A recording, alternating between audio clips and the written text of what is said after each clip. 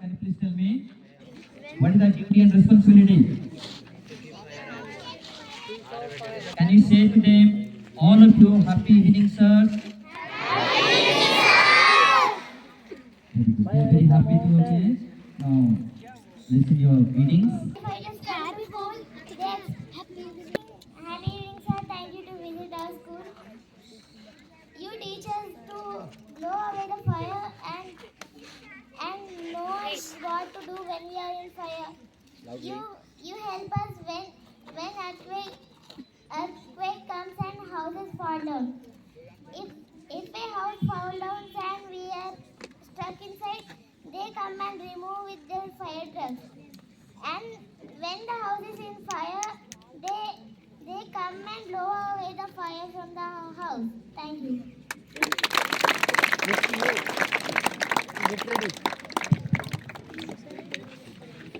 Give a good round of applause for our Telangana State Disaster Response and Fire Services. They have come all the way from Gadwal. So give a good round of warm welcome to visit our SR International School. They are going to show us how in a critical situation what all the things need to be done and what not to be done. Everything they are going to explain. So we are getting to the senior-most sir. So I request our honorable director sir formally give a small token of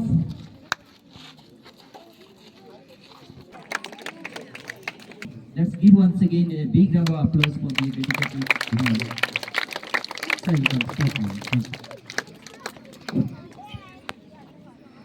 Good evening all.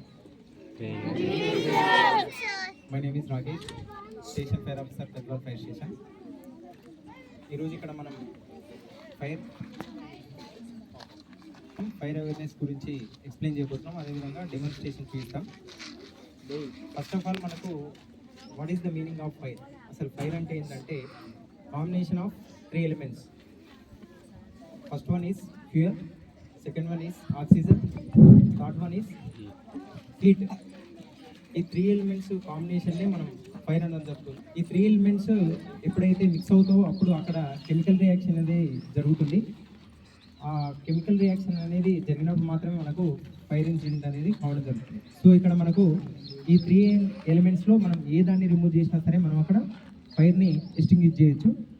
First దీంట్లో 3 methods ఉంటాయి. ఇక్కడ మనకు 3 elements. First ఏంటి? Heat and oxygen, next వచ్చేసి fuel. ఈ 3 ఎలిమెంట్స్లో దేన్ని remove చేసినా సరే మనం ఫైర్ని ఎస్టింగ్విష్ చేయొచ్చు. సో 3 ఎలిమెంట్స్ని రిమూవ్ చేయాలి కాబట్టి మనకి ఇక్కడ 3 మెథడ్స్ ఉంటాయి.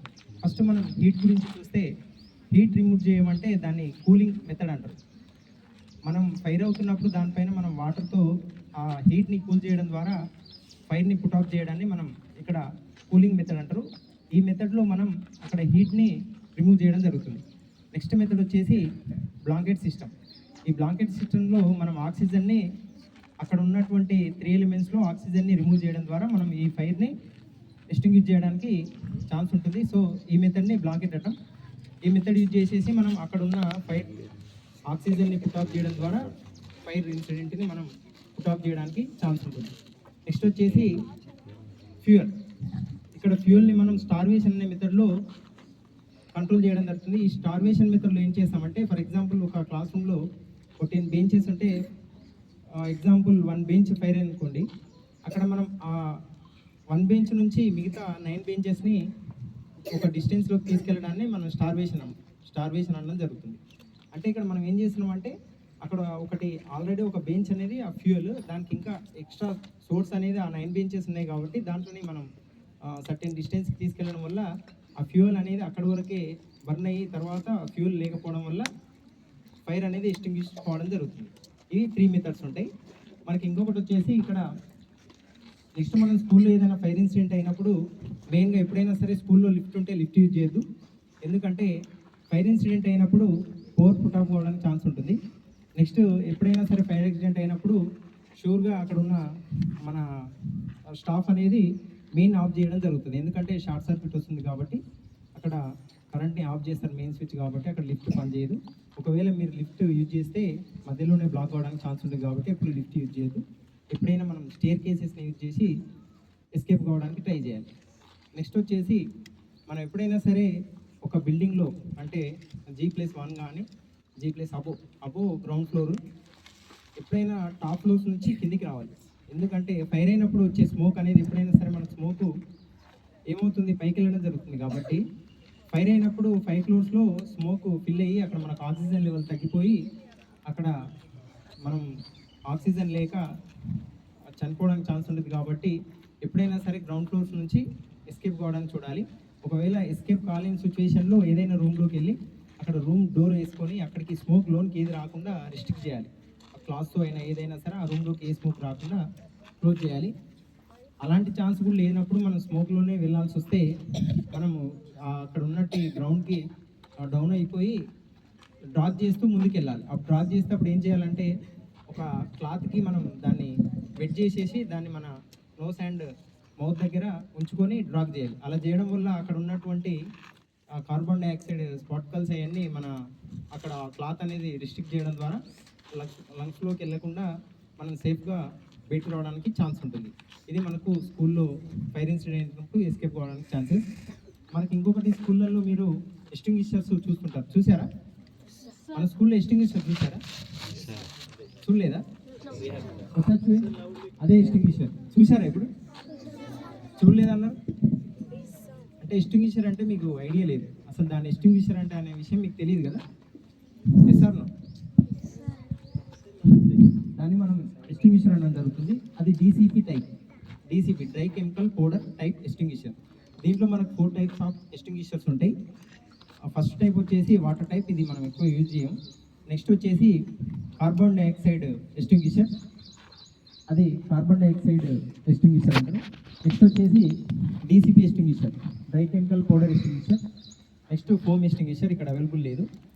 మనకు మెయిన్గా ఈ ఫైర్స్ని 4 క్లాసెస్గా డివైడ్ చేయడం జరుగుతుంది. ఎందుకంటే ఆ క్లాసెస్గా డివైడ్ చేసినప్పుడు మాత్రమే ఎస్టింగ్విషర్ని యూజ్ చేసి కానీ లేకపోతే అక్కడ ఉన్న కెమికల్ని బట్టి కానీ లేకపోతే అక్కడ ఉన్న ఫ్యూల్ని బట్టి మనం ఆ ఫైర్ని పికప్ చేయడానికి ఛాన్స్ ఉంటుంది. ఇక్కడ 4 క్లాసెస్లో ఫస్ట్ క్లాస్ వచ్చేసి క్లాస్ ఏ. క్లాస్ ఏ ఏంటంటే ఇక్కడ వచ్చేసి మనకు వుడ్ కానీ టెక్స్టైల్స్, ఈ పేపర్, ఈ ఫైర్స్ అన్నీ మనకు క్లాస్ ఏ కిందకి రావడం జరుగుతుంది. Next class B fires.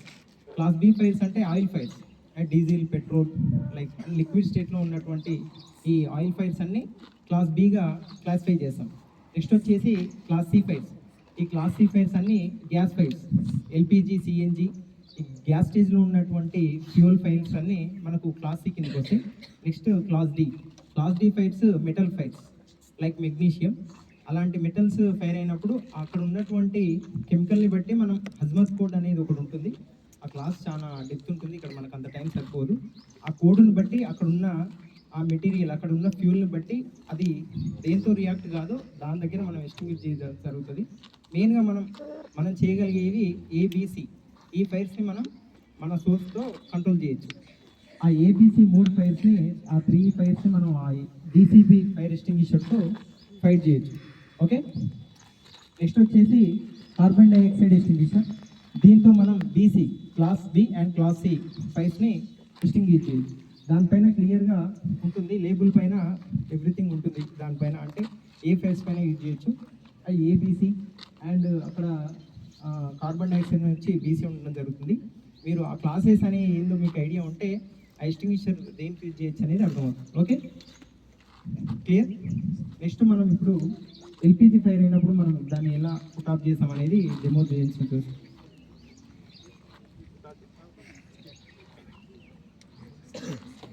కిచెన్లో మెయిన్గా LPG ఫైర్ అవుతున్నప్పుడు ఎప్పుడైనా సరే మనకు గ్యాస్ లీక్ అయినప్పుడు మన ఇంట్లో ఉన్నటువంటి స్విచ్చెస్ ఆన్లో ఉంటే ఆన్లోనే ఉంచాలి, ఆఫ్ ఉంటే ఆఫ్లోనే ఉంచాలి.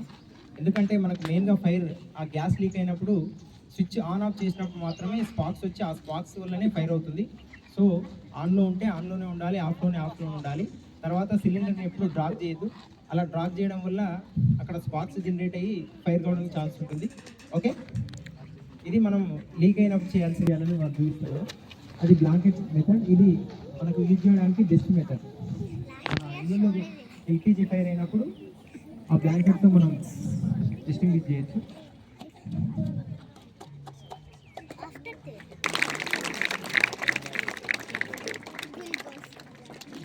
అది one of the best method LPG fire. Next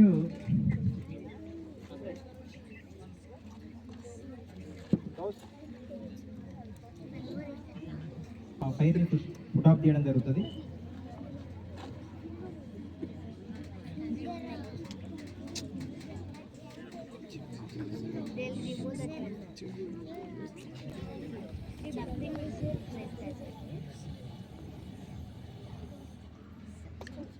ఇది సెకండ్ మెథడ్. ఏమవుతుందంటే మనకు సిలిండర్లో ఉన్నటువంటి గ్యాస్ డైరెక్ట్ ఫైర్ కాదు, దాంట్లో ఉన్న గ్యాస్ ఆక్సిజన్తో మిక్స్ అయినప్పుడు మాత్రమే అది ఫైర్ అవుతుంది.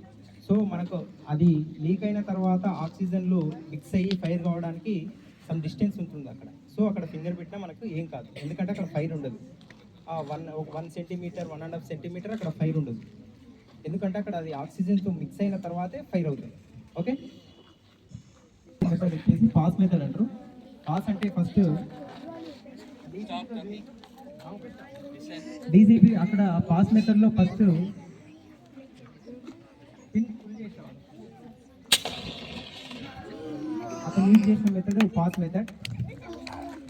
ఫస్ట్ ఏం చేయాలంటే అక్కడ సేఫ్టీ పిన్ ఉంటుంది ఎక్స్టింగ్విషర్కి.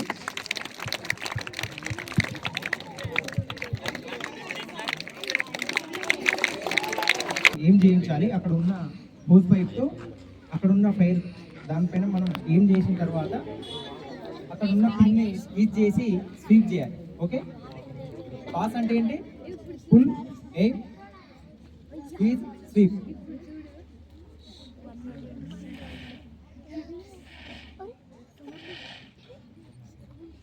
ఓకే, ఒకసారి మీ అందరు చెప్తారనుకుంటున్నా పాస్ మెథడ్ అంటే ఏంటో. ఇప్పుడు ఏం చేయాలంటే మీ ఇళ్ళల్లో మనము బేకింగ్ సోడా ఉంటుంది కదా, మీరందరూ ఒక 2 kgs మీ కిచెన్లో బేకింగ్ సోడా స్టోర్ చేసుకోండి.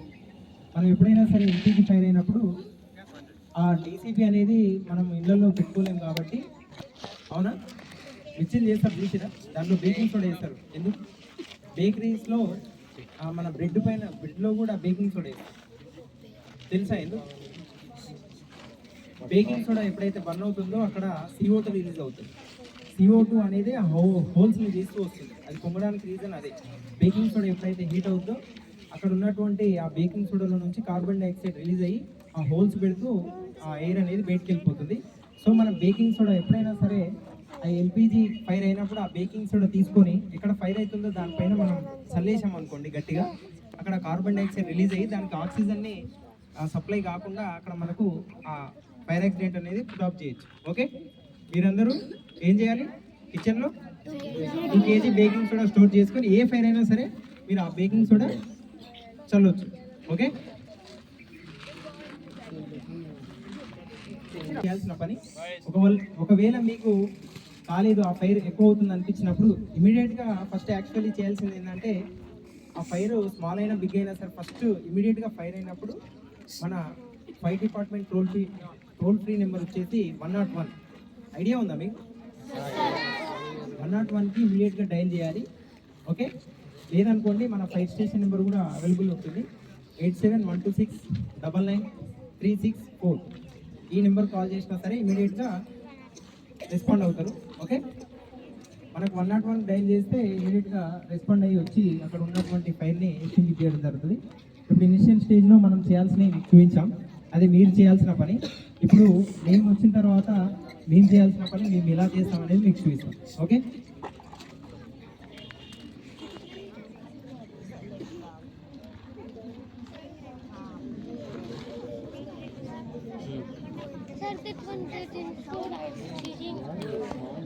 Stop talking.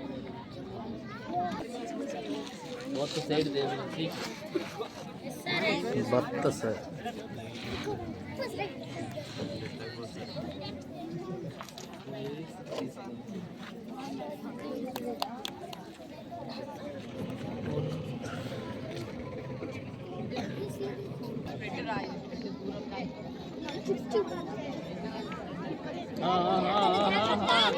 Clap.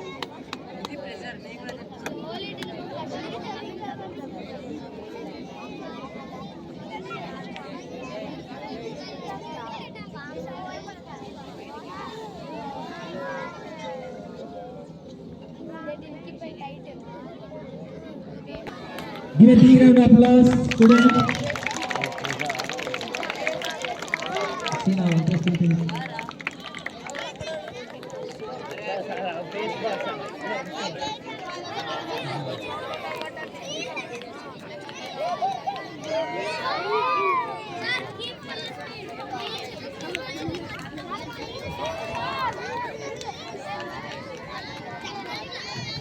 ఇక్కడ మనకు మీకు డిసైడ్ ఆపోజిట్ అండి.